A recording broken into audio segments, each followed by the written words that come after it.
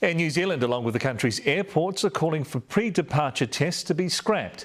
They say it's a deterrent in getting tourists back into the country. It comes as the border opened to 60 more countries today, with scenes of jubilation ringing out in the arrivals hall. Tom McRae reports.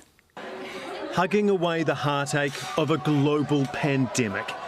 Today wasn't so much about welcoming back tourists, but foreigners that clearly already had a strong bond to this country. Oh, he's here for good, so... Finally made it. I originally applied for a working holiday visa in February of 2020, and I'm finally here. From reuniting with loved ones to meeting new family members.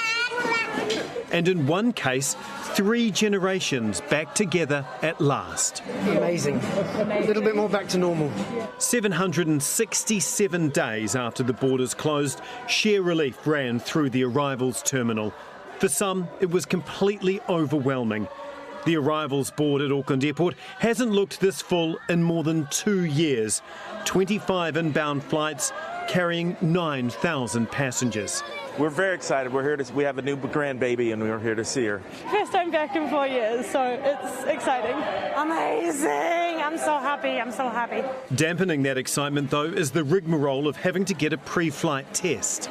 A requirement that Air New Zealand and our airports want to get rid of. There's no doubt that it does add some friction, and that friction is both an inconvenience of having to get something else completed before you travel, and then obviously the cost. But Michael Baker says it's not safe enough yet to stop testing. If we look at the number of infected people who arrive in New Zealand, today we had a record high number. That was 90 people testing positive in New Zealand. And this afternoon, the Prime Minister confirmed it's not on Cabinet's agenda. At this stage, we're constantly keeping that under review, but we're not here to make any changes right now. Clearly, there is still some way to go before travel is normalised.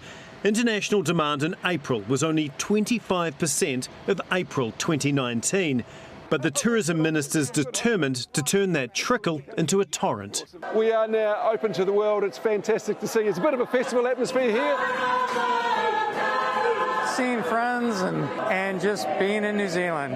And, of course, hokey pokey ice cream. The literal welcome mat has well and truly been rolled out.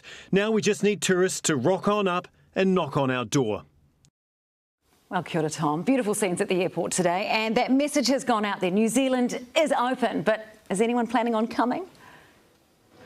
Well, according to the Prime Minister, they certainly are. She says in the last 2 months alone, 92,000 people have booked a flight. They're expecting 33,000 arrivals every single week. But clearly, those numbers are well down on pre-COVID levels. And even according to the tourism industry, it says it's focusing on next summer because they're not expecting an immediate influx of arrivals. But there is cause for optimism. International flight searches to New Zealand are up 19% on pre-COVID times, so clearly New Zealand remains a bucket list destination for many. Let's hope so, Tom. Ngā mihi.